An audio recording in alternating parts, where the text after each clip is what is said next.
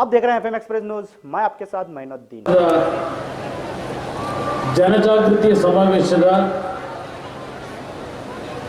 ಅಧ್ಯಕ್ಷತೆಯನ್ನು ವಹಿಸಿರ್ತಕ್ಕಂಥ ನಾಗಠಾಣ ವಿಧಾನಸಭಾ ಕ್ಷೇತ್ರದ ಶಾಸಕರು, ಆತ್ಮೀಯ ಸ್ನೇಹಿತರು ಆಗಿರ್ತಕ್ಕಂಥ ಡಾಕ್ಟರ್ ದೇವಾನಂದ್ ಪೂಲನ್ ಸಿಂಗ್ ಚೌಹಾಣ್ ಅವರೇ,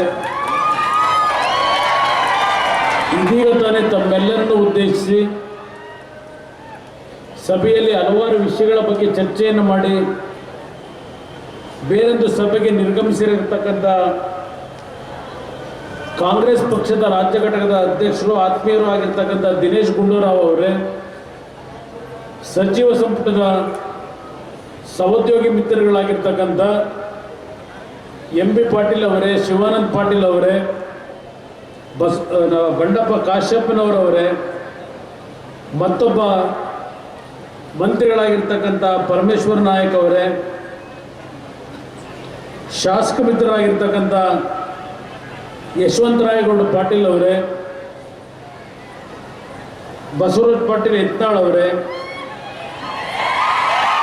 ವೇದಿಕೆ ಮೇಲೆ ಉಪಸ್ಥಿತಕ್ಕಂಥ ವಿಧಾನ ಪರಿಷತ್ತಿನ ಸದಸ್ಯರು, ಆತ್ಮೀಯರು ಆಗಿರ್ತಕ್ಕಂಥ ಪ್ರಕಾಶ್ ರಾಥೋಡ್ ಅವರೇ, ವೇದಿಕೆ ಮೇಲೆ ಉಪಸ್ಥಿತಕ್ಕಂಥ ಎಲ್ಲ ಪ್ರಮುಖ ನಾಯಕರೇ ಹಾಗೂ ಈ ಒಂದು ಸಮಾರಂಭದ ಸಾನ್ನಿಧ್ಯವನ್ನು ವಹಿಸಿರ್ತಕ್ಕಂಥ ಪರಮ ಪೂಜ್ಯರಿಗೆ ನನ್ನ ನಮನಗಳನ್ನು ಸಲ್ಲಿಸಿ, ಈ ಸಮಾರಂಭದಲ್ಲಿ ಭಾಗವಹಿಸಿರ್ತಕ್ಕಂಥ ಎಲ್ಲ ನನ್ನ ಆತ್ಮೀಯ ತಂದೆ ತಾಯಂದಿರೇ, ಮಾಧ್ಯಮದ ಮಿತ್ರರೇ, ಇವತ್ತಿನ ದಿನ ಯಾವೊಬ್ಬ ಸೇವಾಲಾಲ್ ಅವರು 18-19ನೇ ಶತಮಾನದಲ್ಲಿ ತಮ್ಮಗಳ ಒಂದು ಸಮಾಜದ ತಿಳುವಳಿಕೆಯನ್ನು ಮೂಡಿಸ್ತಕ್ಕಂಥ, ತಮ್ಮ ಸಮಾಜದ ಹಲವಾರು ಮುಗ್ಧ ಮನಸ್ಸನ್ನು ಬದಲಾವಣೆ ಮಾಡಿ ಸಮಾಜದ ಮುಖ್ಯವಾಹಿನಿಗೆ ತರ್ತಕ್ಕಂಥ ನಿಟ್ಟಿನಲ್ಲಿ ಈ ಸಂತ ಶ್ರೀ ಸೇವಾಲಾಲ್ ಮಹಾರಾಜರು ಕೊಟ್ಟಂಥ ಕೊಡುಗೆ ಏನಿದೆ, ಬಹುಶಃ ಅವರ ಒಂದು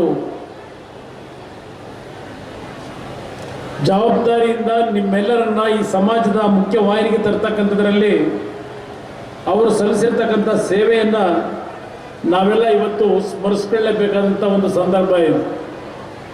ನಾನು ಬಂಜಾರ ಸಮಾಜದ ಹಲವಾರು ತಾಂಡಗಳಿಗೆ ಭೇಟಿಯನ್ನು ಕೊಟ್ಟಿದ್ದೇನೆ.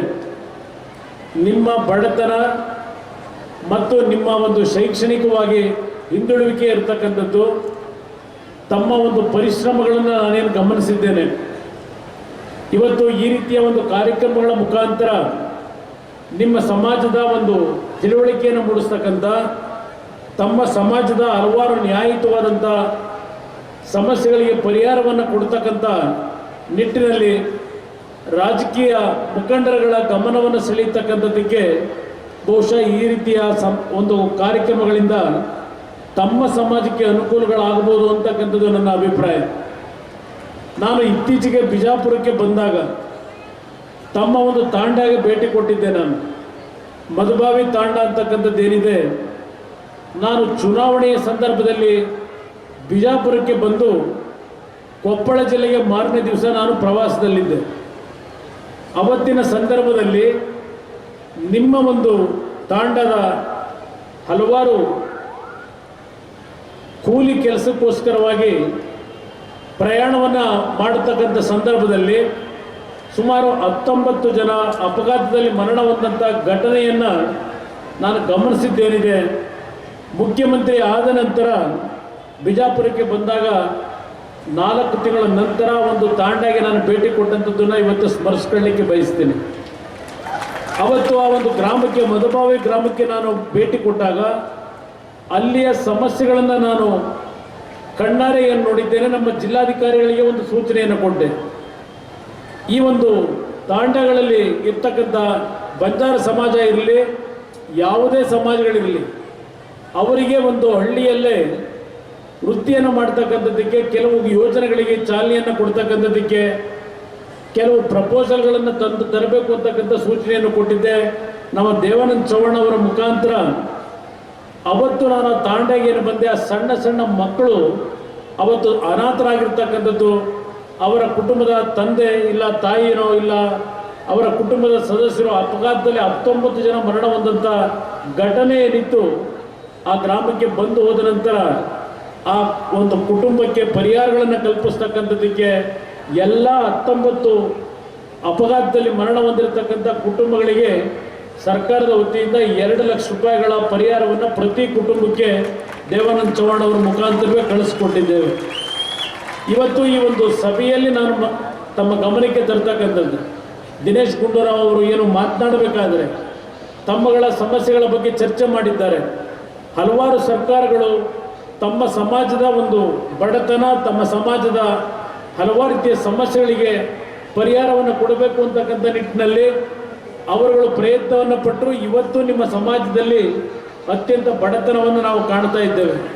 ಬಹುಶಃ ನಿಮ್ಮ ಸಮಾಜ ನಾನು ಕಂಡಂಥ ಹಲವಾರು ಸಮಾಜಗಳಲ್ಲಿ ಅತ್ಯಂತ ಮುಗ್ಧ ಸಮಾಜ ಅಂತಕ್ಕಂಥದ್ದನ್ನು ಹೇಳಲಿಕ್ಕೆ ಬಯಸ್ತೀನಿ. ತಮ್ಮಲ್ಲಿ ಇರ್ತಕ್ಕಂಥ ಸರಳತೆ, ತಮ್ಮಲ್ಲಿ ಇರ್ತಕ್ಕಂಥ ಮುಗ್ಧತೆ ಇವತ್ತು ಎಲ್ಲ ಒಂದು ಕಡೆ ನಿಮ್ಮನ್ನು ನಾವೆಲ್ಲ ದುರುಪಯೋಗ ಪಡಿಸ್ಕೊಂಡಿದ್ದೇವೇನೋ ಅಂತಕ್ಕಂಥದ್ದು ನನ್ನ ಮನಸ್ಸಲ್ಲಿರ್ತಕ್ಕಂಥ ಭಾವನೆಗಳು. ಇವತ್ತು ನಿಮ್ಮಗಳ ಈ ಒಂದು ಕಾರ್ಯಕ್ರಮದಲ್ಲಿ ಏನು ಭಾಗವಹಿಸಿದ್ದೇನೆ, ನನ್ನ ಒಂದು ವಿಶೇಷವಾದಂಥ ನಿಮ್ಮಲ್ಲಿ ಸಲಹೆಯನ್ನು ಕೊಡ್ತಕ್ಕಂಥದ್ದು. ಇವತ್ತು ಬಂಜಾರ ಸಮಾಜದ ಪ್ರಾಧಿಕಾರವನ್ನು ನಾವು ರಚನೆ ಮಾಡಿದ್ದೇವೆ. ಪ್ರಾಧಿಕಾರ ರಚನೆಯಿಂದ ನಿಮ್ಮ ಸಮಸ್ಯೆಗಳಿಗೆ ಪರಿಹಾರ ದೊರಕೋದಿಲ್ಲ. ಇವತ್ತು ಪ್ರಾಧಿಕಾರದಿಂದ ಉತ್ತಮವಾದ ರೀತಿಯ ಕಾರ್ಯಕ್ರಮಗಳಿಗೆ ಚಾಲನೆಯನ್ನು ಕೊಡಬೇಕಾಗಿದೆ.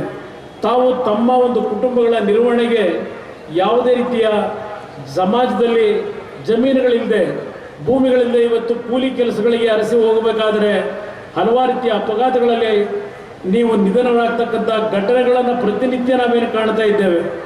ಇವತ್ತು ನಿಮ್ಮ ಒಂದು ಸಮಾಜದ ಆರ್ಥಿಕವಾಗಿ ಶಕ್ತಿಯನ್ನು ತುಂಬತಕ್ಕಂಥದ್ದಕ್ಕೆ, ಆರ್ಥಿಕವಾಗಿ ನಿಮ್ಮನ್ನು ಬೆಳೆಸಲಿಕ್ಕೆ ಮತ್ತು ಶೈಕ್ಷಣಿಕವಾಗಿ ತಮ್ಮ ಕುಟುಂಬಗಳಲ್ಲಿ ಇರ್ತಕ್ಕಂಥ ನೀವು ಜನ್ಮ ಕೊಟ್ಟಂಥ ಮಕ್ಕಳು ಇವತ್ತಿನ ಸಮಾಜದಲ್ಲಿ ಉತ್ತಮವಾದಂಥ ಶಿಕ್ಷಣವನ್ನು ಪಡೆದು ನಿಮ್ಮ ಕುಟುಂಬಗಳು ಮೇಲೆ ಬರಬೇಕು ಅಂತಕ್ಕಂಥದ್ದು ನನ್ನ ಆಶಯ.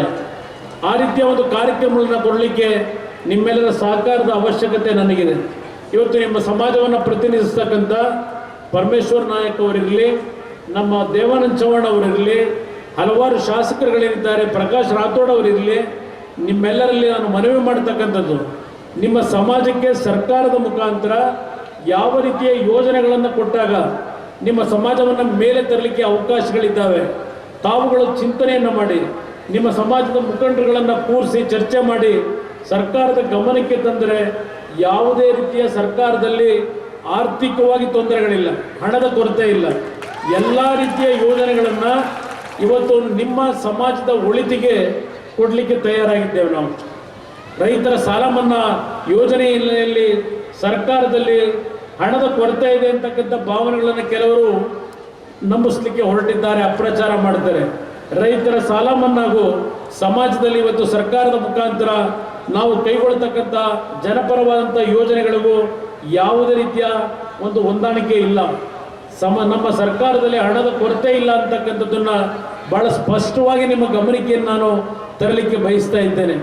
ಸರ್ಕಾರದ ಮುಖಾಂತರ ಹಲವಾರು ರೀತಿಯ ಯೋಜನೆಗಳಿಗೆ ಚಾಲನೆಯನ್ನು ಕೊಟ್ಟಿದ್ದೇವೆ. ನಾನು ಈ ಸಂದರ್ಭದಲ್ಲಿ ಬಿಜಾಪುರ ಜಿಲ್ಲೆಗೆ ಕಳೆದ ಬಜೆಟ್ನಲ್ಲಿ ನಾವೇನು ಕೊಟ್ಟಿದ್ದೇವೆ ಅದರ ಬಗ್ಗೆ ನಾನು ಚರ್ಚೆ ಮಾಡಲಿಕ್ಕೆ ಹೋಗೋದಿಲ್ಲ. ಇಲ್ಲಿ ಯಶವಂತರಾವ್ ಗೌಡ್ರು ಇದ್ದಾರೆ, ದೇವಾನಂದ ಚೌಹಾಣ್ ಇದ್ದಾರೆ.